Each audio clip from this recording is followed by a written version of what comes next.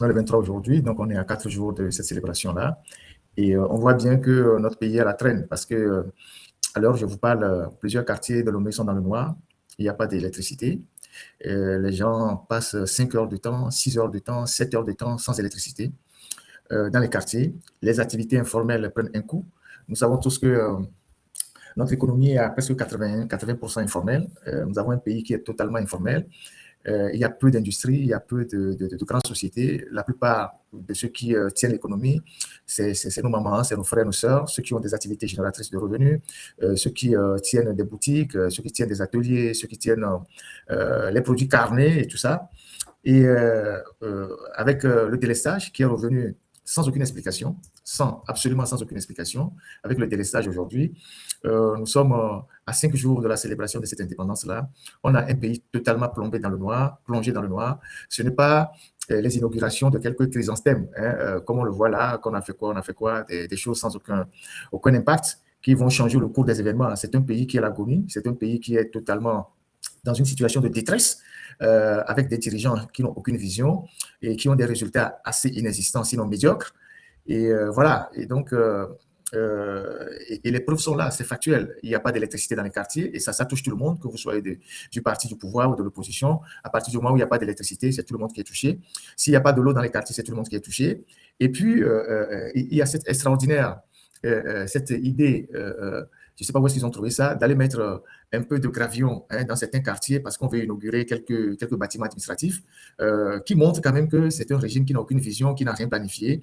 Quand on voit les images sur TikTok, on voit que vers le camp GP là-bas, parce que Fonia Sibé devait aller inaugurer un bâtiment au camp GP, on a pris les catapillars pour raser les rues et puis on a versé un peu de gravillon mélangé de sable siliceux. Et c'est ça qu'on présente comme des œuvres dans un pays. Ça veut dire qu'en fait, on est dans le rafistolage permanent.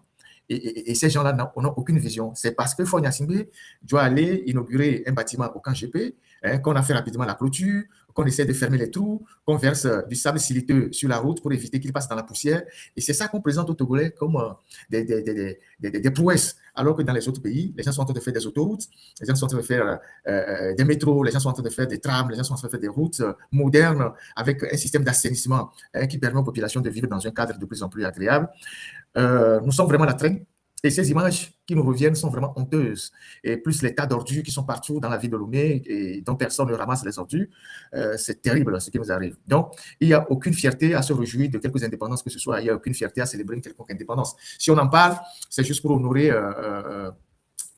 nos ancêtres, nos prédécesseurs, nos pères qui se sont battus pour cette indépendance qui a été confisquée. Et c'est pour eux qu'on en parle. Sinon, aujourd'hui, il n'y a rien à mettre sous la dent.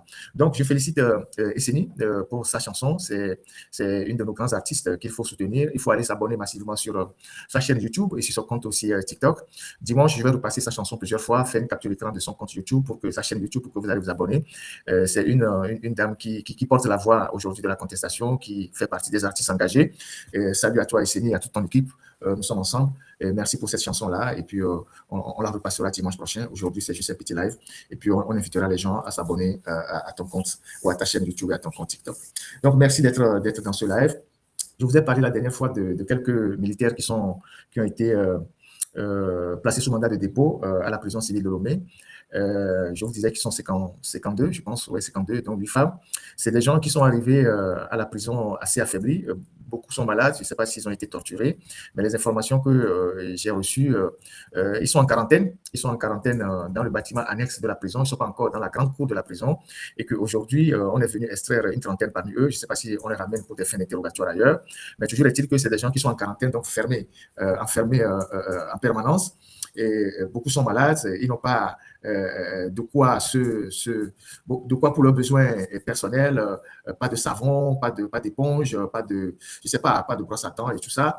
Et donc, ils sont enfermés et j'espère je pense que beaucoup d'entre nous, c'est tellement des gens, des parents dedans. Donc, il y a des familles qui ne savent pas, leurs proches ne sont pas rentrés à la maison, sont des soldats. Et ces soldats-là sont aujourd'hui incarcérés. C'est la dernière vague qui est arrivée à la prison civile de Lomé, c'est 52, dont 8 femmes. Et le plus gradé, je pense, c'est un capitaine. Et le moins gradé, c'est un soldat de deuxième classe. Donc, on essaie de suivre ces situations-là et puis on verra quel sera leur sort. On ne sait pas, on parle d'incitation à la mutinerie, mais on va regarder un peu pour voir. Et ce qui est dommage, c'est que ces gens-là, la plupart, je vous disais que ceux qui sont à la prison civile de Lomé, tout corps confondu, ils sont 563, je pense que j'ai dit la dernière fois. Et généralement, c'est des gens qui n'ont pas d'avocat, qui n'ont pas de conseil juridique pour les suivre. Vous voyez, c'est des gens qui sont laissés à eux-mêmes, qui n'ont pas d'avocat, qui n'ont pas de conseil juridique. Certes, il y a des associations des droits de l'homme qui essaient de suivre leur dossier, mais généralement, ils n'ont pas d'avocat, on les juge, on les condamne.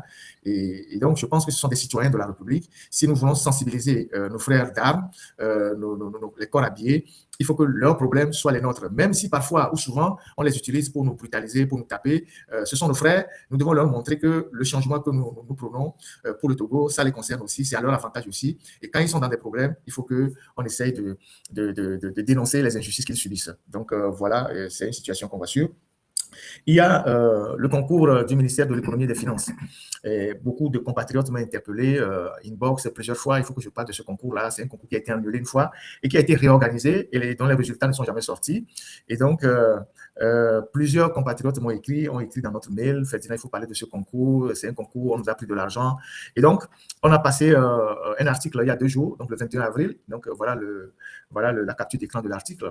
On a fait un article pour dénoncer la non-publication de ces résultats-là au niveau du ministère de l'économie et des finances. Et puis, patatras, cette journée, ils ont fini par publier les résultats du concours. En fait, je ne sais pas si ces gens-là, ils ne savent même plus qu'ils gouvernent un pays. Ils oublient certains dossiers dans les tiroirs ou ils oublient même des gens. Et c'est quand on les interpelle ou c'est quand on sort qu'ils se rappellent qu'il y a tel dossier qu'on a oublié dans les tiroirs, il faut le ressortir et tout ça. Et donc, on a écrit cet article-là le 21 avril, donc il y a 2 jours. Et aujourd'hui, ils ont sorti les résultats de ce concours. Après, je ne sais pas si la plupart de ceux qui sont... vous pouvez retrouver les résultats de ce concours sur les plateformes, ça circule. Je ne sais pas si la plupart de ceux qui ont été retenus ou admis ont réussi par mérite. Ça, je ne saurais le dire. Mais tu portes à croire, quand j'ai parcouru la liste, qu'il y a eu beaucoup de népotisme, beaucoup de... Je ne sais pas comment le dire, beaucoup d'arrangements. Beaucoup d'arrangements, c'est ce que je pense. Et il y a déjà des graissements dedans. Il y a des gens qui estiment que ces résultats-là ne reflètent en rien le concours qu'ils ont passé. Il y a beaucoup qui ont été favorisés. Malheureusement, c'est ça l'Afrique. C'est ceux qui ont les bras longs qui arrivent à passer entre les mailles du filet. C'est ceux qui réussissent et les autres qui n'ont personne. Surtout quand il s'agit d'un concours concernant le ministère de l'économie et des finances. C'est comme on fait un concours à l'OTR. Si tu n'as pas les bras longs, ce n'est pas évident que tu t'en sortes. Et donc, ceux qui m'ont interpellé pour les résultats de ce concours-là, ces résultats sont là. Je laisse chaque Togolais apprécier ces résultats-là. Moi, j'ai parcouru ça. Je trouve quand même que ça doit être quelque chose c'est un bidouillage. Hein, c'est des trucs qu'ils ont fait. Hein, c'est toujours le népotisme, favoriser certains au détriment d'autres personnes. Et voilà, c'est ce que je pense. Et maintenant, tous les Togolais doivent prendre les résultats de ce concours et regarder les gens qui figurent et chacun peut faire son opinion. Donc, voilà ce que je peux dire pour le moment. Ensuite, il y a le ministre des Affaires étrangères français qui est à Lomé actuellement, donc M. Noël Barrot, il est à Lomé, il part demain pour une série de consultations avec les autorités togolaises qui sont dans une posture d'équilibrisme. J'ai parlé aujourd'hui à Deutsche Welle, qui a voulu avoir mon opinion sur le dernier sommet qu'on a organisé à Lomé, le sommet de soi-disant de haut niveau, qui doit servir de pont entre le Togo et l'AES et les autres institutions. On a vu comment ça s'est passé, cette histoire-là. Et puis, 2 jours après ou 3 jours après, le ministre français des Affaires étrangères qui est à Lomé. Au menu, il y a quand même beaucoup de sujets. Il y a la coopération bilatérale, il y a la question des médias qui ont été suspendus, je pense RFI et France 24. Il y a le problème aussi, le Togo met dans la balance le problème des activistes et journalistes qui sont en France et qui empêchent Paul Gnassingbé de dormir. Est-ce que le Togo souhaite qu'on les livre? Donc, tous ces sujets vont être passés au peigne fin. Et après, demain, le ministre des Affaires étrangères s'en va. C'est la première personnalité la plus importante, je pense. Il y a eu Manuel Valls qui est passé à Lomé. C'était un business entre lui et Adjovi qui était passé à Lomé. Il y a eu Yves Le Drian qui est passé à Lomé. Il a fait juste un aller-retour. C'était à un moment donné, je ne sais pas si c'est en 2017. il y a eu un secrétaire d'État qui est passé et depuis 21 ans, Faure, qui, soi-disant, entretient de très bons rapports avec Paris, n'a jamais accueilli chef d'État français depuis 21 ans, ce qui est quand même assez curieux. Les chefs d'État, que ce soit même l'Allemagne ou la France, l'Allemagne qui est l'ancienne colonie, on a vu Merkel a fait le tour de toute la région sans jamais venir au Togo. Le nouveau chancelier ou l'ancien chancelier, c'est pareil. Le chancelier d'alors, c'est pareil. Et du côté de la France, je pense que bon, ils savent très bien que c'est un régime qu'ils soutiennent et qui est parfois infréquentable, donc ils envoient des seconds couteaux. Et donc, on va suivre les coulisses de ces contacts-là entre le ministre des Affaires étrangères français et les autorités togolaises. Qu'est-ce qui a été discuté en fond, hein, qu'est-ce qui est vraiment discuté? Est-ce que nous, comme ça, les empêcheurs de tourner en rond, la clique des Agabambo et des Mokonzi vont être bientôt livrés à Lomé par la France? On attendra de voir. Et donc, on suit très bien cette actualité-là. Et puis, on verra pour tout le reste ce que ça va donner. Alors, je ne sais pas quel sujet il y a encore qu'on doit aborder. Il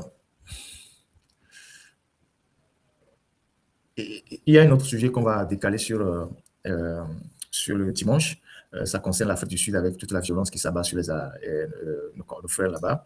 Vous savez, je vous ai toujours dit que cette histoire-là où on rabat les oreilles des gens tout le temps, panafricanisme et tout ça, moi, je suis toujours un peu réservé parce que on voit bien ce qui se passe en Afrique du Sud. Voilà, que cette histoire-là, ça n'existe qu'au niveau d'une certaine élite. La réalité sur le terrain, c'est tout autre chose. Même dans nos propres pays, on n'a jamais réussi à bâtir des nations. Nous sommes à 66 ans après les indépendances. Le Togo est une nation fracturée. Et les gens, quand ils raisonnent au Togo, ils raisonnent en ethnie, en communauté, en clan, en village, et ceci, ils ne raisonnent jamais en nation. Et à l'échelle de l'Afrique, c'est ça.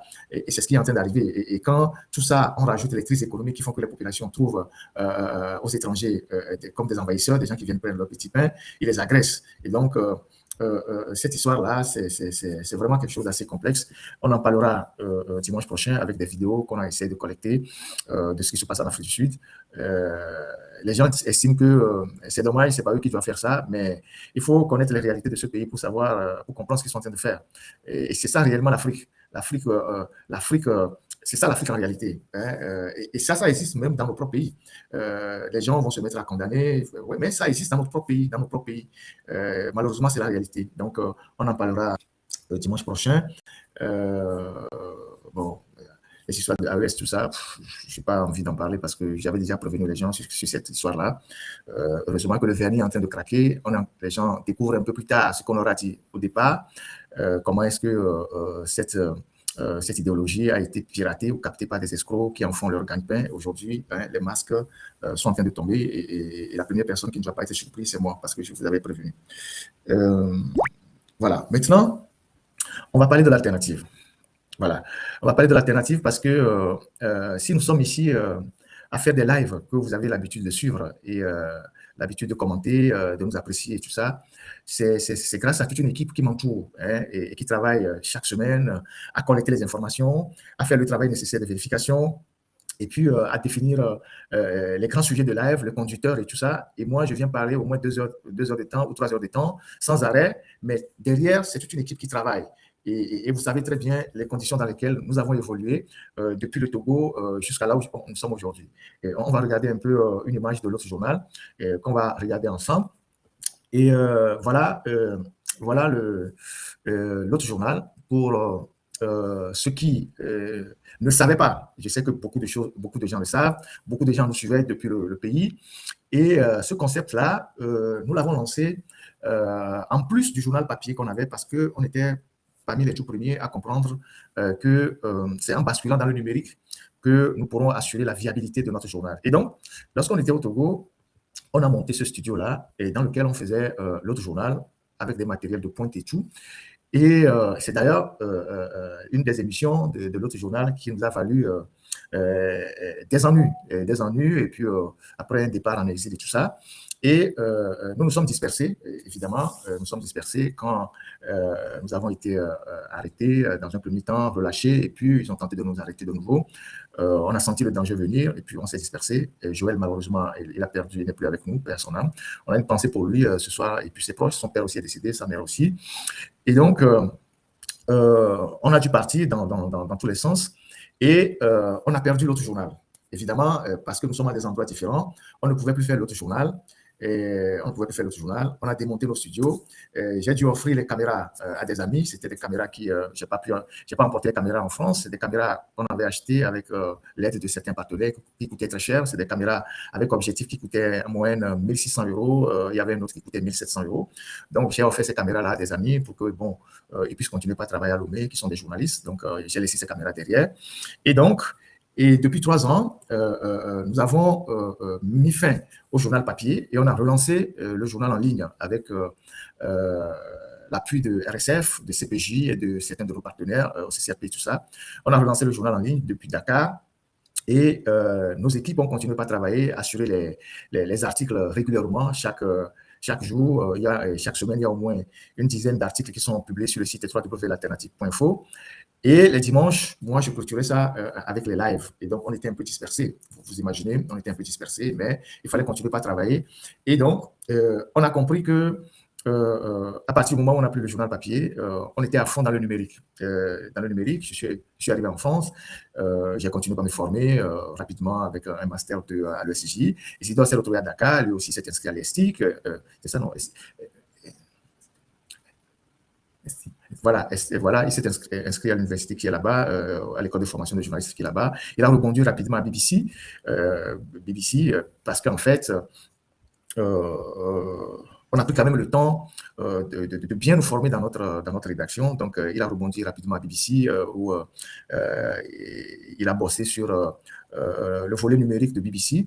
Et donc, pour nous, c'était important qu'on relance l'autre journal parce que c'était notre identité, c'était l'identité et toutes nos émissions sur l'autre journal, vous pouvez les retrouver sur notre chaîne YouTube, sont là. Toutes nos émissions, tout ce qu'on disait au Togo quand il n'y avait pas encore le foisonnement TikTok et tout ça, parce que les gens pensent que c'est sur TikTok que nous, on a commencé à faire nos trucs.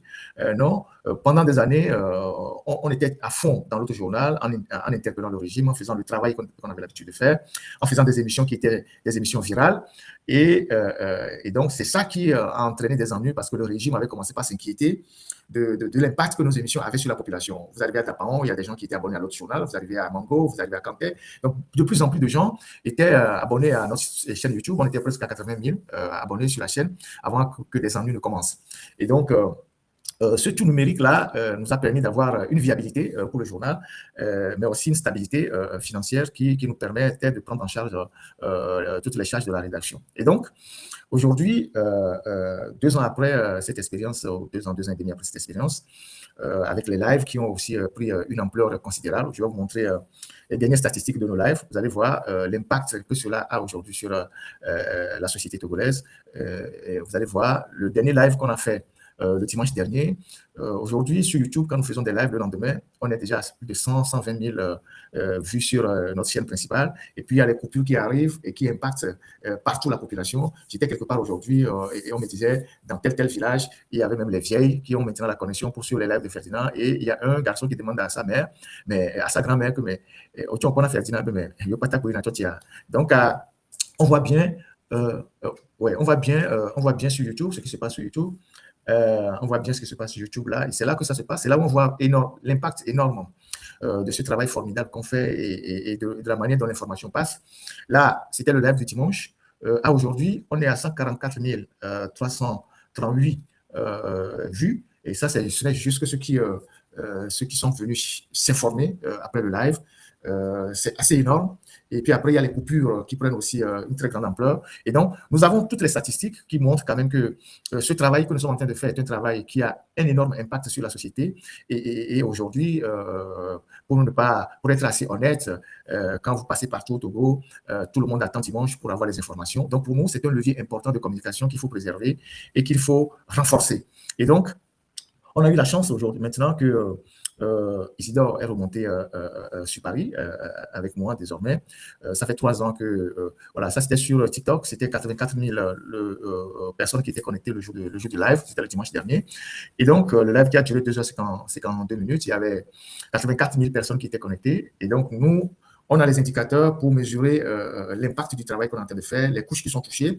Et nous avons des statistiques quand, par exemple, sur YouTube, on a les statistiques sur les âges. hein, on voit selon les âges comment les gens suivent nos lives, les moins de 60, les moins de 18 ans, les 18 ans en allant, les 30 ans, 35 ans, 45 ans, 60 ans. On a toutes ces statistiques-là. Donc, ça nous permet d'avoir vraiment un tableau de bord. Et puis, on a aussi des statistiques sur les pays qui nous suivent. La plupart des pays qui nous suivent, là où on est vraiment suivi. Et ça nous permet de savoir comment on aborde les thèmes, les sujets, de réajuster notre communication. Et donc, par rapport à tout ce défi-là, j'ai entendu les interpellations des uns et des autres, à savoir que les lives soient beaucoup plus en langue vernaculaire pour toucher encore plus de Togolais, parce que ce travail-là est en train de réveiller tout un peuple. Et donc, je suis heureux de vous annoncer que maintenant que Isidore il est là, il va prendre la relève, hein, faire les lives en vernaculaire, comme moi je vais faire les lives le dimanche. Et je vais aborder les sujets en français. Le lundi, à 20h, lui, il va aborder les mêmes sujets en EV. En EV pour nos frères et les sœurs qui sont dans les localités et qui n'ont pas et qui ne comprennent pas facilement le français. Donc lui, les lundis à 20h, il va faire les lives en vernaculaire pour nos mamans, pour nos frères, nos sœurs qui sont dans les localités, qui ne comprennent pas. Et puis, je suis en train de négocier avec d'autres amis pour reprendre ça en thème et reprendre en Kabien, en Moba, pourquoi pas. Et s'il faut que, bon, on essaye de trouver des moyens pour payer des forfaits aux gens, on va payer les forfaits pour que ces frères-là puissent reprendre les thèmes que nous aurons développés en thème, en Kabien, en Moba. Bon, moi, je m'engage là-dessus. C'est ce que j'apporte fondamentalement à ce combat-là. C'est ma disponibilité, c'est mes idées, c'est le brainstorming, c'est les moyens, c'est les réseaux qu'on a, c'est les financements qu'on recherche auprès de nos partenaires à gauche et à droite pour pouvoir soutenir ce que nous sommes en train de faire. Et donc, je vais, donc pour Isidore, c'est bon. Donc, les lundis, il va faire un résumé. Hein, ce ne serait pas très long, il fera des résumés des thèmes qu'on a discutés le dimanche. Et je vais voir avec d'autres camarades qui sont dans cette lutte-là, qui sont plutôt des activistes, qui sont sur TikTok, pour qu'eux, ils reprennent en Moba, en thème ou en Kabien. Bon, ces gens-là, s'ils se posent des problèmes de moyens, on va essayer de trouver des moyens pour leur acheter des forfaits. Et donc, c'est notre contribution pour cette lutte-là. Et donc, progressivement, nous allons normaliser notre travail. Ça veut dire quoi? Ça veut dire que l'autre journal va revenir. On a fait une très bonne réunion cette semaine avec Reporters sans frontières, qui est un de nos partenaires privilégiés, qui nous ont aidés à relancer le journal en ligne et qui nous assiste dans tous nos parcours, nos procédures administratives, judiciaires et tout ça. Et donc, on a fait une très bonne réunion avec Reporters sans frontières. Donc, il y a Isidore qui est sur Paris, il y a Eric qui est sur Paris. Donc, tous ces gens-là sont sur Paris. On va voir comment on va s'organiser. Ce sont des animateurs, hein, radio-télé, et on va s'organiser. Et donc, on a des projets qu'on a fini de boucler, qu'on va soumettre à des partenaires pour des financements. Vous savez, moi, il y a eu 2 ans ou 3 ans, j'ai été... j'ai eu le prix mondial de la liberté de presse. C'est une petite notoriété, hein, je vais rester modeste, qui ouvre des portes. Vous imaginez ce que c'est avoir obtenu le prix mondial de la liberté de presse, CPJ, ça ouvre énormément de portes. Et donc, nous allons jouer sur notre petite notoriété pour monter des projets, obtenir des financements à gauche et à droite, et puis nous doter de matériel et relancer notre journal en bonne et due forme. Ce qui est essentiel, c'est beaucoup plus un local, avoir des caméras puissantes. Comme je l'ai dit tantôt, quand je partais du Togo, j'avais des caméras qui étaient très, très puissantes que j'ai offert aux gens, des caméras de 1600 à 1700 euros que j'ai offert aux gens. Et donc, on va réacheter tous ces matériels ici, plus sophistiqués, pour monter véritablement une télévision qui va émettre sur Internet, peut-être accompagnée d'une radio, et qui sera, dont les émissions seront orientées vers le Togo, la sous-région. Et puis après, les lives aussi vont continuer.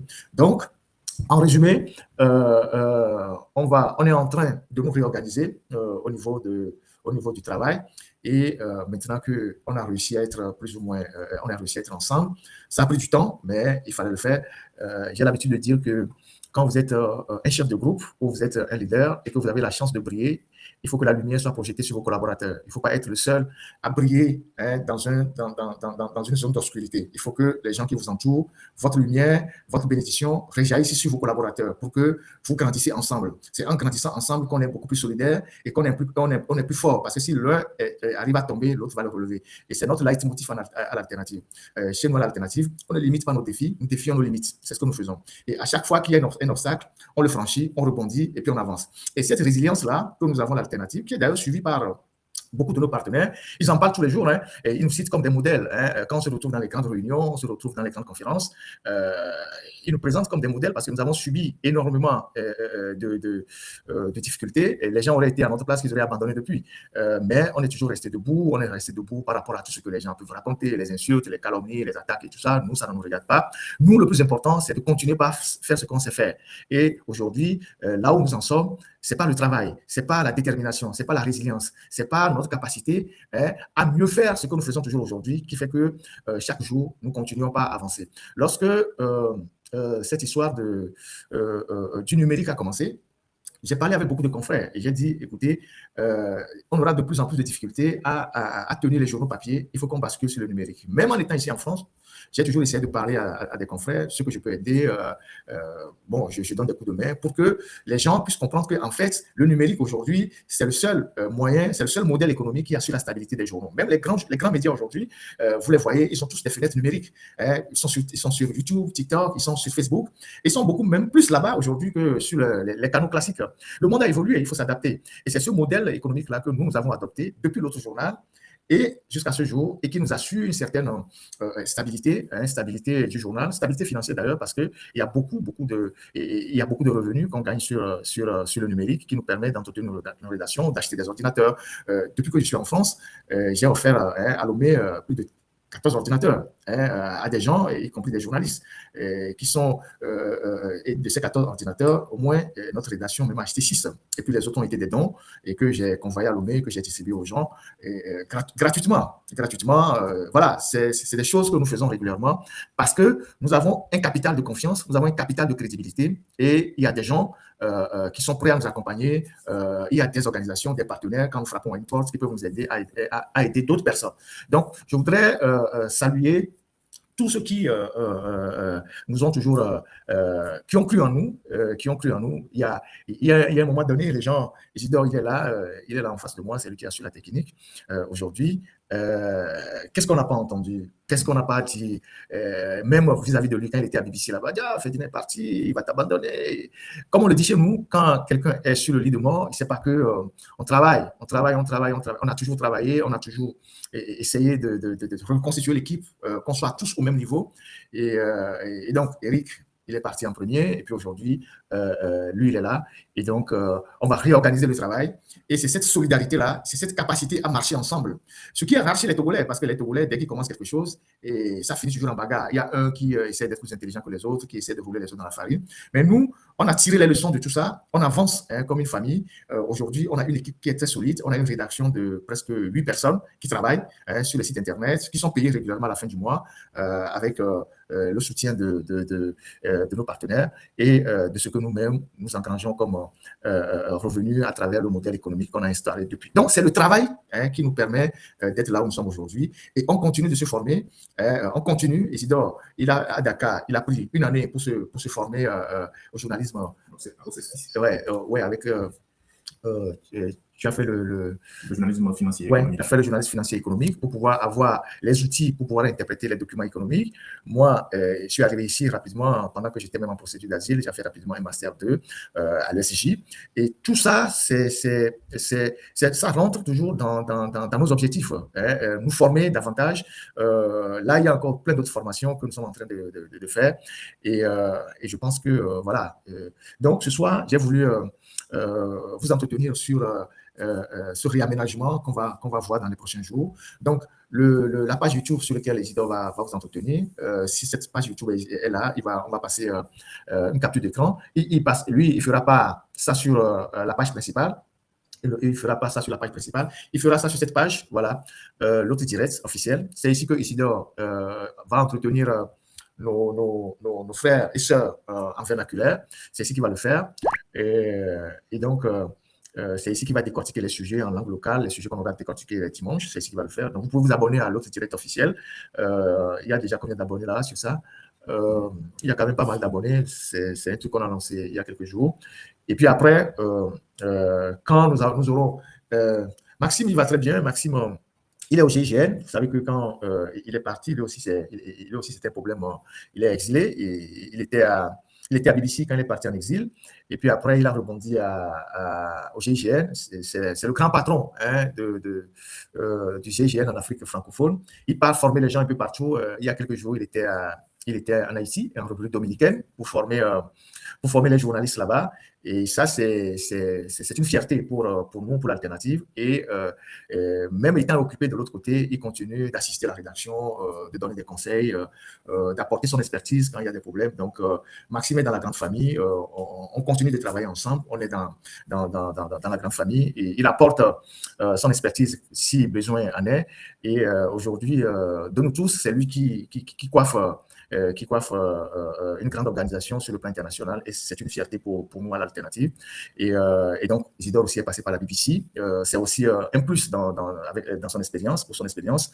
Et donc, voilà ce que nous faisons. Et je pense que tout ça, c'était des objectifs fixés au départ. On s'est dit, écoutez, on va faire ci, on va faire ça, on va atteindre tel objectif, on va atteindre tel objectif.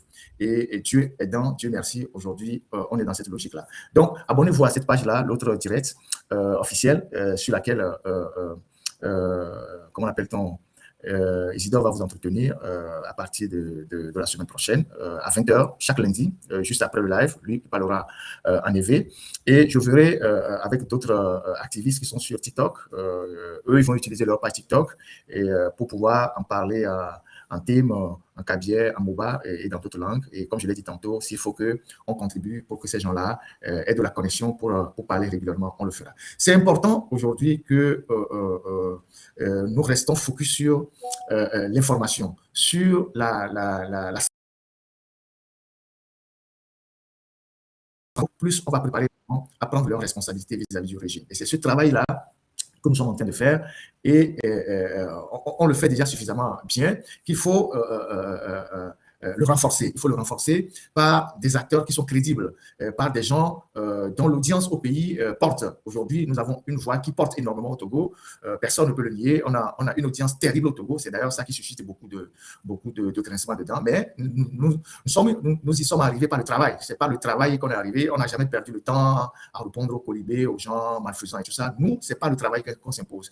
Et toute cette équipe-là qui travaille, ceux qui travaillent aujourd'hui dans l'ombre, ils sont nombreux, et ceux qui travaillent de façon visible, c'est pas le travail qu'on s'impose et c'est pas ce travail-là que nous allons continuer par s'imposer dans le cœur des Togolais. Et donc, cet outil de communication que nous avons, cette audience que nous avons, nous allons l'exploiter à fond pour que l'information, nos enquêtes, nos investigations, les dossiers que nous avons puissent atteindre le plus grand nombre de Togolais parce que ce travail n'a pas été fait par le passé. Aujourd'hui, nous avons un outil formidable, c'est l'Internet. On va l'utiliser à fond pour que les Togolais au fin fond des villages les plus perdus soient vraiment au courant. Il y a quelqu'un qui me disait ces jours-ci que tu ne peux pas imaginer que dans nos villages, dans les villages même où les gens n'avaient pas d'informations, aujourd'hui, les gens achètent de la connexion et les dimanches, ils se mobilisent à 5, à 6, à 7, à 10 pour écouter le live de Ferdinand parce qu'on aborde les sujets qui touchent directement les problèmes des populations. Nous, c'est ça que nous faisons. Les sujets qui touchent directement les problèmes des populations. Si vous parlez des gens qui sont à Naki Est, vous parlez des gens qui sont à 50C, vous parlez des gens qui sont à Meaux, vous parlez des gens qui sont à Badou, vous parlez des gens qui sont à Gagny. Pourquoi ils n'auront pas de sympathie pour vous? Parce que vous êtes le seul ou vous êtes l'un des rares à parler directement de leurs problèmes. Et c'est ce que nous faisons, c'est ce que nous avons compris. Et ce travail-là, on va l'accentuer pour que le plus grand nombre de Togolais puissent être au même niveau d'information. Et une fois que les gens seront au même niveau d'information, ils auront suffisamment des outils, des éléments pour demander des comptes au gouvernement. Et c'est ce travail formidable-là qu'il faut accentuer. Donc voilà. Pourquoi j'ai voulu faire le live ce soir. Il n'y avait pas quelque chose de particulier. C'est pourquoi on a voulu faire le live ce soir. Et je voulais rassurer tous ceux qui m'envoient des informations sur la situation d'intérim que j'ai évoquée la dernière fois. On a plein de témoignages qui arrivent. On est en train de les condenser. Ces témoignages qui arrivent sur les gens qui ont des emplois intérimaires depuis plus de plusieurs années. On ne leur signe pas des CDI, tout ça. Nous allons compiler toutes ces informations. On va catégoriser les entreprises qui sont aujourd'hui dans le secteur de l'intérim. On va visiter un peu la loi sur la fonction publique, qu'est-ce que le droit du travail dit au Togo. On va le comparer avec d'autres pays et on fera un grand live pour parler de cette situation d'intérim au Togo qui apparaît de plus en plus comme un esclavage moderne. Donc, on parlera largement de ça. Il y a des gens qui m'envoient des informations sur les litiges fonciers. On prépare un gros live sur l'accaparement des terres. C'est un sujet très sensible dans notre pays. L'accaparement des terres, on prépare un gros live. Il y a des gens qui sont confrontés aujourd'hui à des problèmes fonciers un peu partout, des individus qui viennent dans les villages, qui achètent 300 hectares, 500 hectares, 800 hectares, 1000 hectares, 2000 hectares.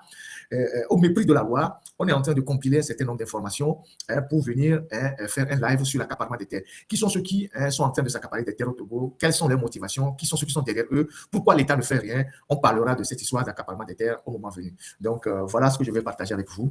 Et merci encore pour votre soutien sans cesse et votre considération, la confiance que vous avez en nous. Et pour finir, je voudrais vous rassurer que pour nous, c'est le travail qui compte. C'est le travail qui compte. Tous les jours, c'est le travail. Chaque semaine, c'est le travail. Et comment nous faisons tous les jours pour collecter des informations, avoir des sources d'informations pour pouvoir venir les partager avec vous, c'est le plus important. Et c'est notre modèle aussi aujourd'hui qu'il faut renforcer. Et Dieu merci, on a aussi des partenaires qui nous accompagnent et qui sont à nos côtés et qui croient en nous et qui pensent que nous faisons un travail formidable dans un environnement de plus en plus hostile. Et donc, c'est tout ça que nous allons renforcer dans les jours qui viennent. Donc, voilà ce que j'ai voulu partager avec vous ce soir.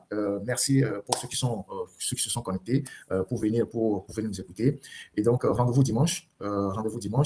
Nous sommes ouverts à toutes les propositions aussi, les observations.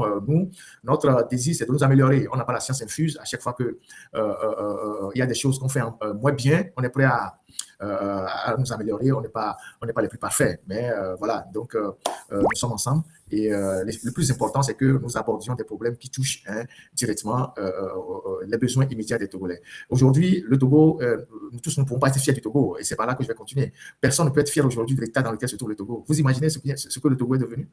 On vous dit qu'on veut aller inaugurer un bâtiment, un président qui se lève pour aller inaugurer un bâtiment au camp GP à Gouin, et on verse du gravier sur une route, et on dit qu'on est en train d'arranger les routes. Vous imaginez ça?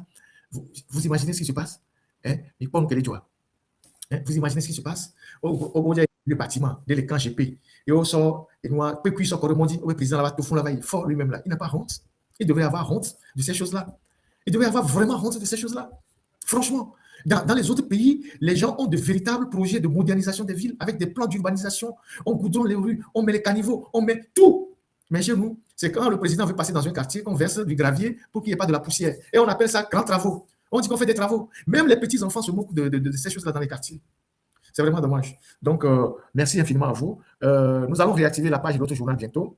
C'était en hibernation, on va la réactiver et puis on vous demandera d'aller vous abonner là-bas sur cette page aussi. Dès qu'on sera prêt avec la mise en place de notre studio pour commencer notre travail, vous verrez que ce sera un travail bien fait, un travail impeccable avec des professionnels qui ont de longues années d'expérience. Et comme je le disais tantôt, moi, je ne suis que le premier responsable de tout ce groupe-là. Je suis